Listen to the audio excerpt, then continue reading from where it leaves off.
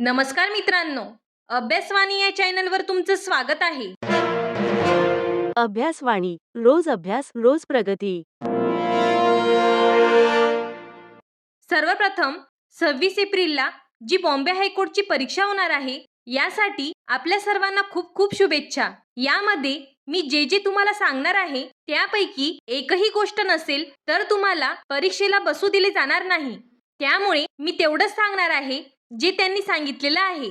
आता मी जे तुम्हाला सांगणार आहे ते सगळं सोबत घेऊन जायचंय, कारण असं नको व्हायला की तुम्ही सगळं काही तयारी केलेली आहे, परीक्षा सेंटरमध्ये गेलेला आहे आणि तुम्हाला थोड्याशा चुकीमुळे त्यांनी परीक्षेला बसू दिलं नाही. असं बऱ्याच वेळी घडतं, पण तुमच्या बाबतीत असं काही घडणार नाही, कारण तुम्ही हा व्हिडिओ शेवटपर्यंत पाहणार आहात. तर आता सुरुवात करूया. तुम्हाला माहितीच आहे मित्रांनो की शिपाई भरतीचा जो पेपर आहे तो 30 गुणांचा आहे. लिपिकचा जो पेपर आहे तो 90 गुणांचा असणार आहे आणि ड्रायव्हरचा जो आहे तो 20 गुणांचा असणार आहे. आता सर्वप्रथम आपल्याला माहितीसाठी सांगू इच्छिते की बऱ्याच जणांना पेपर ऑनलाईन होणार की ऑफलाईन होणार हेच या ठिकाणी माहिती नाही. तर बघा, पेपर जो असणार आहे तो ऑफलाईन असणार आहे, म्हणजे इथे कॉम्प्युटरचा कुठेही संबंध नाही, हे लक्षात ठेवा. हा पेपर ऑफलाईन होणार आहे म्हणजे तुम्हाला एक आन्सर शीट दिलं जाणार आहे आणि त्यावरती असे सर्कल असणार आहेत. आता तुम्हाला वाटलं की तुमच्या प्रश्नाचं उत्तर 2 नंबरचं आहे, तर काय करायचं, तुम्ही फक्त 2 नंबरला म्हणजे जो पण तुमचा प्रश्न क्रमांक आहे त्याच्या पुढच्या सर्कलमधल्या 2 नंबरला डार्क करायचं, हे लक्षात ठेवा. आता डार्क करायचं ते तर तुम्हाला माहितीच आहे, परंतु कोणत्या पेनाने करायचं हे खूप स्पष्टपणे त्यांनी सांगितलेलं आहे की हे जे सर्कल डार्क करायचे आहे ते केवळ only black ink ball pen, म्हणजे तुमच्याकडे फक्त काळा बॉल पेनच पाहिजे आहे, हे आपण या ठिकाणी लक्षात ठेवायचं आहे. आता या ठिकाणी बरेच जण काय करतात, परीक्षेला जाता जाताच खरेदी करतात, परीक्षेला जातात आणि तिथेच प्रयोग करतात आणि तिथे त्यांना अडचण येते, कारण बऱ्याच वेळा पेन ऑन दी स्पॉट घेतल्यानंतर व्यवस्थित चालत नसतो. नंतर त्याचा परिणाम आपल्या पेपरवर होतो, म्हणजे सर्कल डार्क करायचा तुमचा वेळ जातो. तर मला असं वाटतं की परीक्षेच्या वेळी तुमची धावपळ होऊ नये म्हणून 1-2 दिवस अगोदर पेन खरेदी करा आणि एक रफ पेजवरती पेन चालवण्याची प्रॅक्टिस करा, म्हणजे परीक्षेच्या वेळी तुम्हाला कोणतीही अडचण येणार नाही.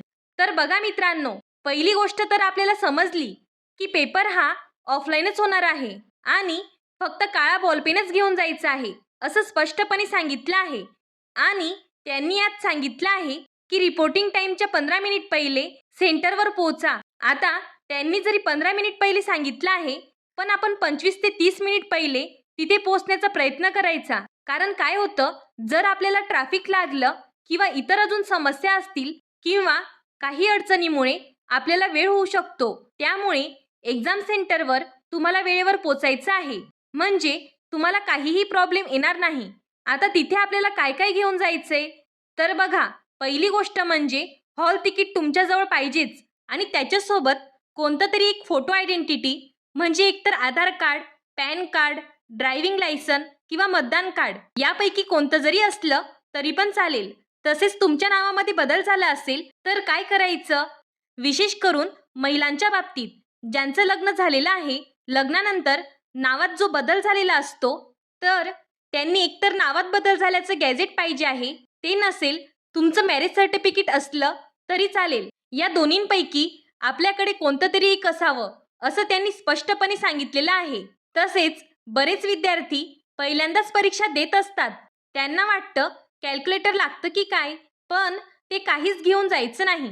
आतमध्ये काहीही घेऊन जाता येत नाही. मोबाईल फोन नाही, स्मार्टवॉच नाही, digital watch, microphone, Bluetooth, camera, हे असलं काहीही आत घेऊन जाता येत नाही. एवढ्याच महत्त्वपूर्ण सूचना होत्या. अभ्यासवाणी रोज अभ्यास रोज प्रगती.